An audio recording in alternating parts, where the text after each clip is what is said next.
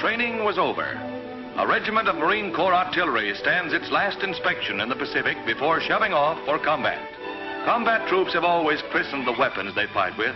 So when an Iron Lady named 105mm howitzer model M2A1 answered roll call as Glamour Gal, she wasn't just part of another section in G Battery anymore. 10 men and a gun had become a team of 11. There was the section chief, Sergeant Pipes from the Louisiana Bayou country, and the gunner, an ex-farmer named Bill Smith, Jr. Big Stoop Simulovich, a Wall Street clerk, fired Glamour Gal, and the loader was Chief Jefferson, a Choctaw Indian. There was Furman Alfonso Martinez out of Old Spain by way of Montana. And from Coal Valley, Pennsylvania, a one-time welder named Tom Hanby. There was Tommy Bratcher, ammo passer, who dreamt of raising Herefords back in Tennessee. And Tex Kuhn, who came, strangely enough, from Texas.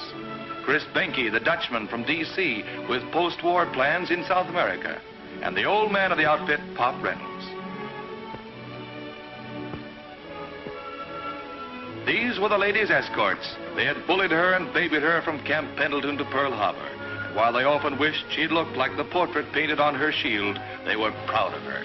When the order finally came to shove off, everybody knew where they were going. Truk, Formosa, Malaya, French Indochina, every place from Tokyo Yacht Basin to Bremerton Dry Dock.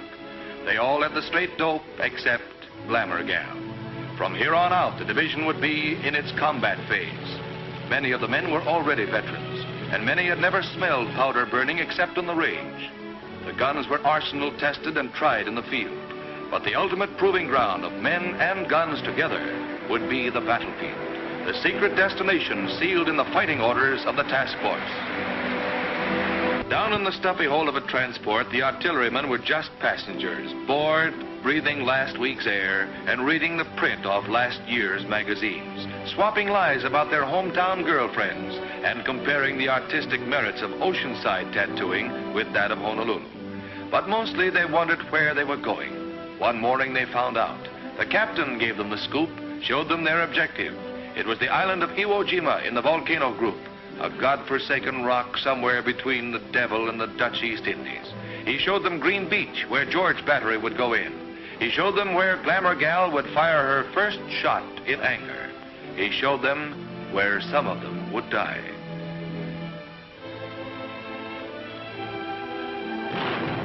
D-Day. Iwo had already gotten the roughest preparatory rub-down of any spot in the Pacific, but it still crawled with Japs, and it looked like the first wave was going to have to fight with its feet wet. With their guns still below decks, the cannoneers of G Battery waited for the word from shore, the message that would tell them that the infantry was beached and wanted artillery support. Following the debarkation plan, Sergeant Pipes and half the crew went in with Glamour Gal in an amphibious truck, while the rest of the section clambered down the scrambled nets into landing craft. It was just like maneuvers, except for that funny feeling around their breakfast. Crossing the line of departure, the men of the assault force realized that the Japanese artillery had good seaward observation. As the range shortened to include small arms fire, they knew the beach was still hot and that Glamour Gal would be plenty welcome. Running a hellfire of sniper shots and mortar bursts, G Battery hit Green Beach. It was shin deep with soft volcanic ash that rendered most towage vehicles inoperable. There was no time to deploy inland. The order was to set them up on the beach, which is already cluttered with traffic and supplies. It was exposed and enfiladed, but the infantry was in trouble. And as quick as they came ashore, the guns were met by their crews, moved a few feet, and registered on their first combat target, menacing Mount Suribachi, the main observation post of the Japanese defense system. Glamour Gal fired her first shots like a veteran. There wasn't much to it, no mathematical searching for an invisible target. She rifled them right over the heads of the infantry, almost point-blank range. The whole battery was in there pitching, and up on the rock, the Japs could practically look down our barrels and read the fuse settings.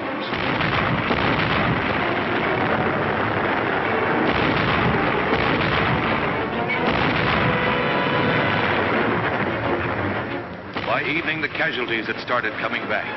Glamour Gal hadn't lost any of her crew, but some sections were going to start short-handed the next day.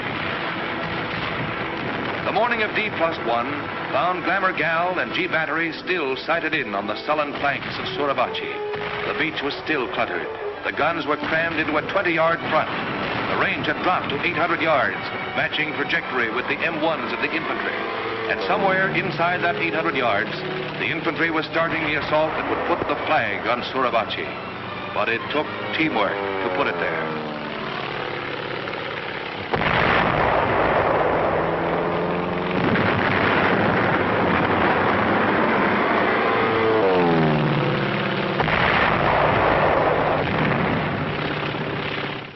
As the firing data reached her pit, Glamour Gal slammed her 33-pound projectiles into the caves and ledges of the big rock.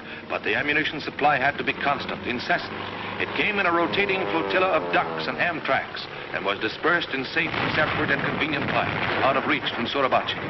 There was more fire pouring into that extinct volcano than ever came out of it when it was active. The mountain fought back. But gradually, the planes and ships and guns filled out the battle pattern that would end with Mount Suribachi once again, an extinct volcano.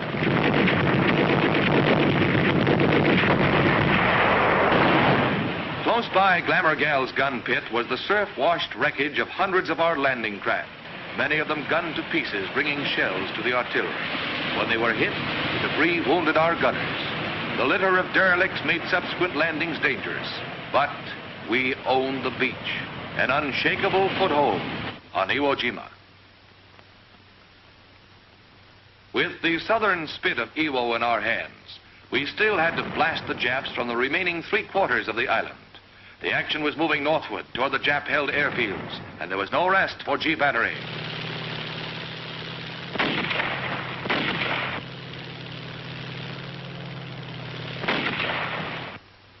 No place on the island was safe from the searching Jap fire, so Glamour Gal had to be dug well in her new position.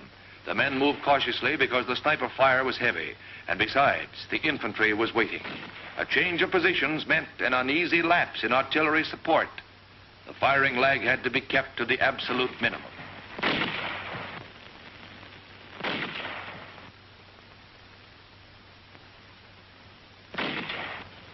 The enemy was expert at infiltration, and local security was important.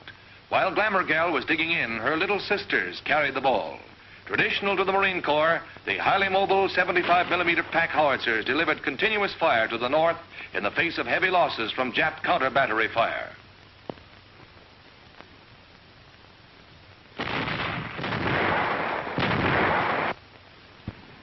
Any level ground that the Japs weren't using served as an airstrip for our grasshoppers.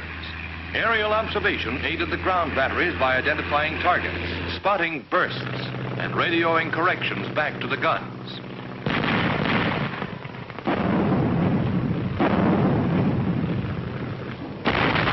At the southern approach to the first airstrip, another battalion of 105s was set up on Glamour Gal's flank. Since the afternoon of D-Day, these two outfits had shared range and target. When Glamour Gal was properly emplaced in a well-protected pit, her alignment was checked. All guns in the battery had to be as parallel as an aiming circle and a lieutenant's mathematics could make them.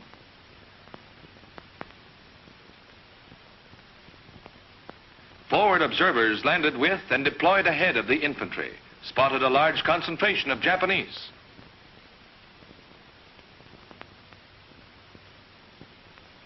They phoned the target data back to the Regimental Fire Direction Center, who would pass it down to battalion and battery positions. From the front to the gun pits, the Japanese troops and installations traveled down the chain of artillery command, acquired a jumble of grids and decimal points, and emerged at G Battery as a fire mission.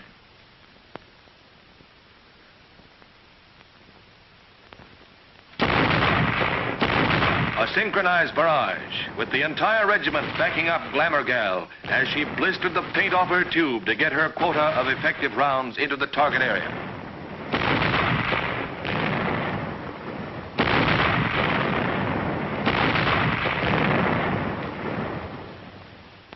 The forward observers kept each section supplied with fire data.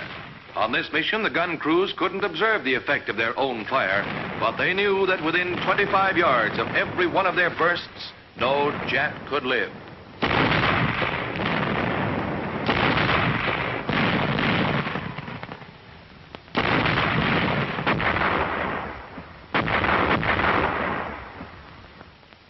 ahead, the infantry watched the smoke and bursts of the barrage. When it lifted, they were going in.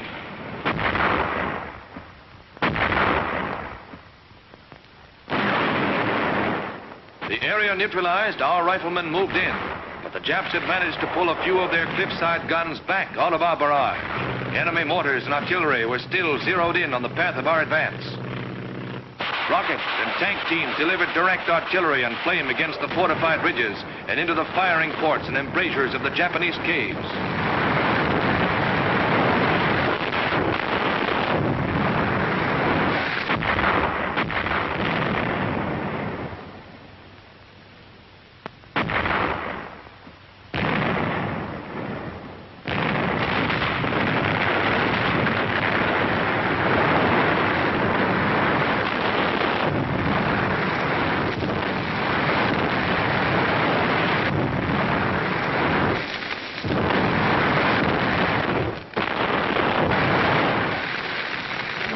From the air, observers directed the execution of the order that came down through division to burn out the entire area.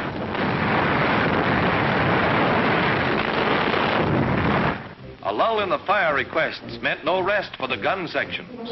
Glamour Gal had to be cleaned and ready for the next mission the infantry might call for. And the ammunition had to be unpacked during spare moments, for there would be no time when the firing started. Whenever possible, it was prepared in advance as well. The shell casings were loaded with powder bags, the number depending on the probable charges to be used. On the projectiles, fuses had to be set for everything from super quick to come next Sunday. Everything was prepared swiftly and with mathematical precision. Anything else might mean the loss of seconds in serving the guns, and seconds counted on Iwo Jima, where the Japanese, in the desperation of their last ditch, were pouring everything they had into our lives. They tried to stop us. The air was full of hot iron and purple hearts. Our advance continued northward.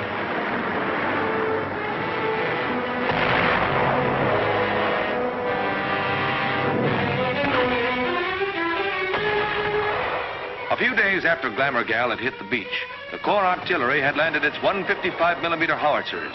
Not as fast or as mobile as the 105s, they had greater range and destructive power, and they were just the answer to the long-range Jap coastal guns.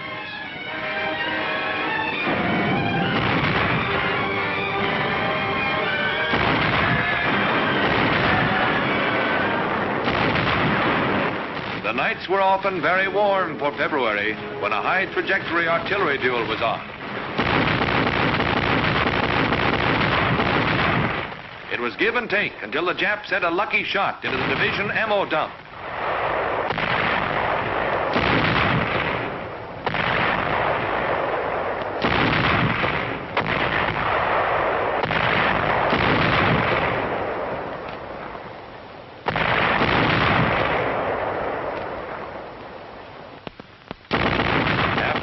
Things got strictly high trajectory, and division and corps artillery threw everything but the galley stove and the general's jeep into the Jap battery. In the morning, the Japanese guns were scrap iron. All over the island, the enemy defenses were crumbling.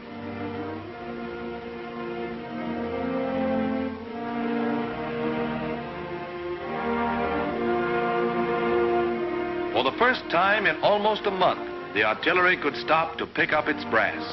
The campaign was over. After 28 bloody days of fighting, the name of Iwo Jima went into the battle honors of 3 Marine divisions and into the glorious traditions of the United States Marine Corps. Glamour Gal was now a veteran. It had taken a paintbrush to name her, and 28 days of blood and fire to baptize her. Now she and the boys were getting ready to shove off again, getting ready for the next operation. This time, too, everybody knew where they were going. Korea, Formosa, Malaya, French Indochina. But they didn't know that their next landing would be on Japan itself. They didn't know that inside of 7 months, the war would be over, and that Glamour Gal's next mission would be as a policeman's club to help keep order in Greater East Asia.